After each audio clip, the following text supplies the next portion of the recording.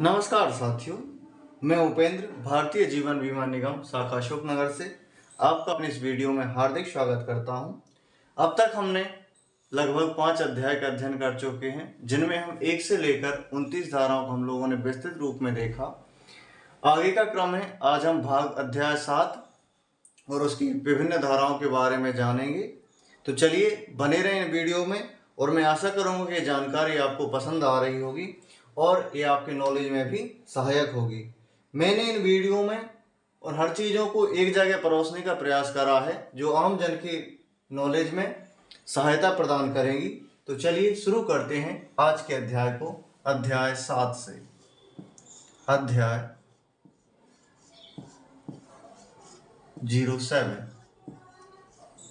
इसकी महत्वपूर्ण धारा आती है धारा 30, क्योंकि अब हम पिछले अध्यायों में 1 से लेकर 29 धाराओं का अध्ययन कर चुके हैं। यानी कि धारा 30 की वर्डिक्ट कुछ इस प्रकार से है कि निगम को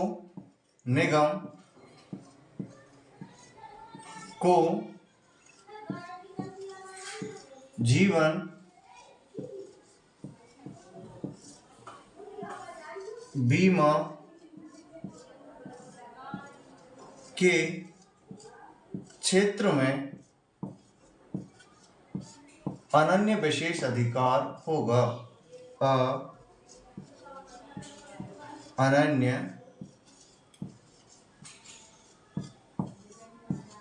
विशेष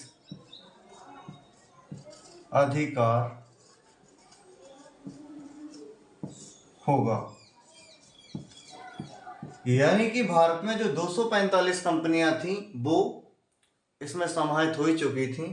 सीधा सीधा ये धारा ये भी बयां करती है कि अब से भारत में यदि कोई जीवन बीमा का कारोबार करेगा तो वह केवल और केवल जीवन बीमा भारतीय जीवन बीमा निगम ही कर सकेगा। लिहाजा यह धारा 23 भारतीय जीवन बीमा निगम को एक संप्रभु निकाय बनाती है, यानी कि इसका कोई प्रतिद्वंदी नहीं होगा। यदि कोई जीवन बीमा होगा तो वो आप LIC से ले सकते हो, आपके पास कोई विकल्प भी नहीं था।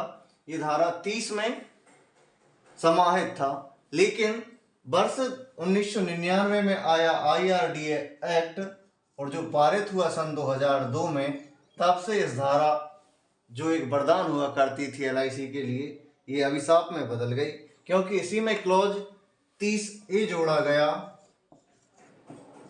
और इसके तहत जो भारतीय जीवन बीमा निगम को जीवन बीमा के क्षेत्र में अनन्य विशेषाधिकार मिला हुआ था वह समाप्त हो गया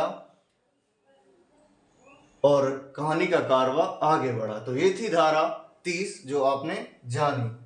निगम के लिए धारा कितनी महत्वपूर्ण थी, आपको ये लाइनें पढ़कर समझ में आ गया होगा कि आखिर 2000 के बाद से इनकी कहानी बदल गई। तो अब हम जानेंगे धारा 31 के बारे में। धारा 31,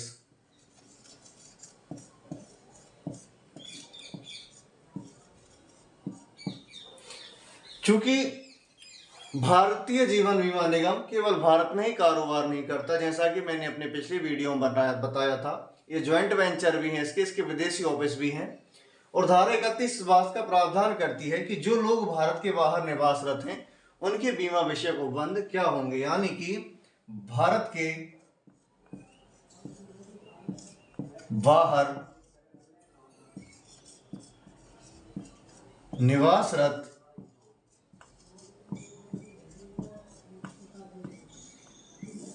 व्यक्तियों के बीमा विषयक उपबंध, व्यक्तियों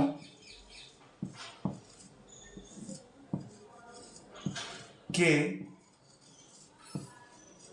बीमा विषयक उपबंध, यानी कि जो लोग भारत के बाहर निवास करते हैं उनका जीवन बीमा कैसे होगा, क्या उनके नियम होंगे, क्या उनकी गणना होंगी, कैसे प्रीमियम कैलकुलेट होगा इत्यादि का जिक्र जो हम NRI का बीमा करते हैं उनका जिक्र इसमें करा गया है। भारत के बाहर निवास करने वाले व्यक्तियों के से संबंधित है। ये थी धारा 31। अब हम चलिए अगली धारा के बारे में जानेंगे, धारा 32 के बारे में। बहुत ही महत्वपूर्ण धारा है। और धारा 32 इस बात का प्रावधान करती है कि कतिपय अवस्था में निगम कतिपय अवस्था में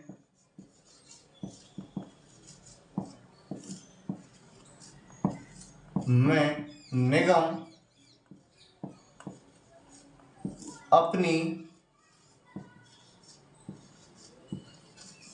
प्राधिकृत मुद्रा जारी कर सकेगा, या प्राधिकृत मुद्रा रखने का अधिकार होगा। प्राधिकृत मुद्रा रखने का अधिकार होगा, यानी निगम अपने कार्य के संचालन के लिए कुछ प्राधिकृत मुद्रा अपने पास रख सकता है अथवा स्वयं जारी कर सकता है, धारा 32 के तहत। ये थी धारा 32। छोटी छोटी धारा है, ज्यादा कुछ इनमें है नहीं है, तो इनको हम जल्दी ही समाप्त करेंगे। आगे बढ़ते हैं, धारा 33 के बारे में जानेंगे। धारा 33, चूंकि मैंने पिछले अध्याय में बताया हुआ था कि भारतीय जीवन बीमा निगम, जिसकी धारा 3 के तहत स्थापना हुई थी, इसमें भारतीय, विदेशी एवं प्रोविडेंट सोसाइटी कंपनियों का विलय हुआ था और उनमें लगभग 16 विदेशी कंपनियां भी थी। और चूंकि विदेशी कंपनियां थी तो इनके अपने नियम थे, कानून थे। धारा 33 बात का प्रावधान करती है कि कतिपय अवस्था में विदेशी नियमावली के अनुपालन की अनुशंसा है। विदेशी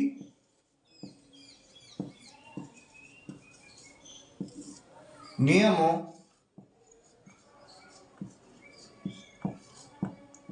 के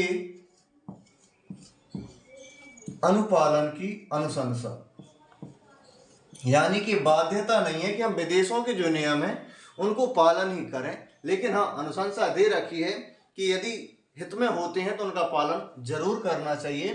क्योंकि विदेशी कंपनियां थी तो स्वाभाविक सी बात है विदेशी लोगों का बीमा भी इन्होंने कर रखा होगा, उनके साथ अन्याय ना हो, इन सब बातों को ध्यान में रखते हुए धारा 33 ईजाद करी गई। यानी कि एक एक धारा हर एक पहलू को अपने आप में समाये हुए, किसी के साथ अन्याय ना हो, इस बात का विशेष ध्यान रखा गया था LIC अधिनियम को पारित करते समय, जैसा कि आप लोग देख पा रहे होंगे। यानी कि इसमें अनुशंसा करी गई थी कि आप विदेशी नियमावली का भी पालन करें यदि जो आम जन के हित में है तो ये थी धारा 34। यह इसमें इसकी वर्डिक्ट कुछ इस प्रकार से है। महाप्रशासकों में नियुक्त शहर, महाप्रशासकों में शहरों का निर्धारण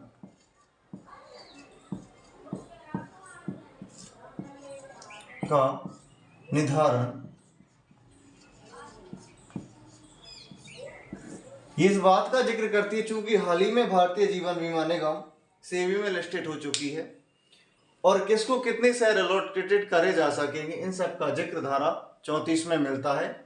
नए संशोधन के साथ ये धाराएं प्रस्तुत करी गई हैं। तो ये थी धारा 34। जैसा कि मैंने बताया कि धारा 13 में इस एक वर्डिक्ट दी गई थी कि आपके जो दस्तावेज हैं, यानी नियंत्रित कारोबार के दस्तावेज एवं उसकी संपत्ति को निगम में अंतरण करने का कर्तव्य होगा।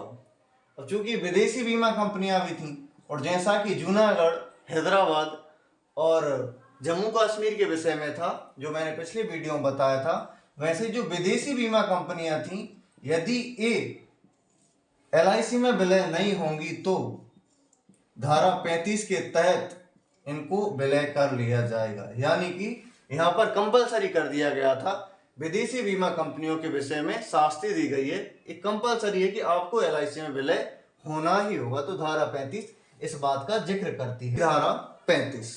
अब हम धारा 36। जैसा कि आज चलन में है, एक मुख्य जीवन बीमा सलाहकार की प्रथा हमारे LIC में देखने को मिलती है। उस समय भी रहा होगा कि विभिन्न कंपनियां थी और सबके अपने अपने मुख्य जीवन बीमा सलाहकार रहे होंगे, उनके अपने नीचे कुछ अभिकर्ता कार्य करते होंगे। चूंकि सारी कंपनियां LIC में विलय हो चुकी थी तो जो मुख्य जीवन बीमा करता थे, मुख्य जीवन बीमा जीवन बीमा अभिकर्ता या विशेष जीवन बीमा अभिकर्ता, इन सब की का समाधान कैसे करा जाए। विशेष जीवन बीमा अभिकर्ता, किसी भी प्रकार की विसंगति न रहे इन सब के समाधान के लिए, क्योंकि एक कंपनी के अभिकर्ता जो थे, अब चूंकि एक कंपनी को पर्टिकुलर कंपनी तो कोई बची नहीं थी, सारी कंपनियां क्या हो गई थी, LIC हो गई थी, तो ऑब्वियसली बात है विभिन्न विभिन्न कंपनियों के अभिकर्ता LIC के अभिकर्ता हो गए थे धारा 12 के तहत। ऐसे ही मुख्य जीवन बीमा जो अभिकर्ता थे वो भी LIC के अभिकर्ता हो गए थे, क्योंकि इनके नीचे जो कार्य करते थे उन सब का समाधान कैसे हो सके, इन सब की रीतियों का जिक्र धारा 36 में करा गया है। तो ये थी धारा 36। तो धारा 37 से बहुत ही महत्वपूर्ण धारा है और आमतौर पर इसका जिक्र आपको हर बीमा अभिकर्ता करते दिखता है। यदि जब भी सवाल ये आता है कि यदि LIC घाटे में गई या LIC दिवालिया हो जाती है, उस समय हमारे पैसे का क्या होगा।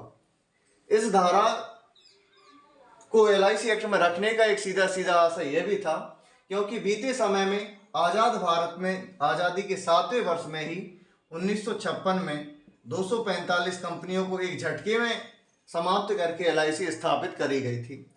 जब 245 कंपनियां अपने अस्तित्व को खो सकती हैं, तो भला LIC को यदि आगे चलकर सरकारों ने बंद कर दिया तो फिर क्या होगा हमारे पैसे का। ये बहुत से सवाल लोगों के मन में बने हुए थे।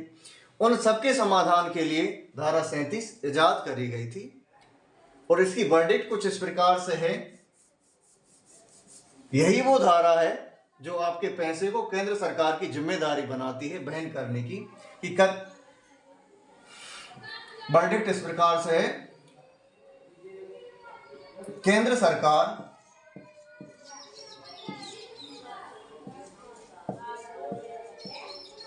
सरकार निगम की पॉलिसियों को प्रत्याभूत करेगी। निगम की पॉलिसियों को प्रत्याभूत करेगी।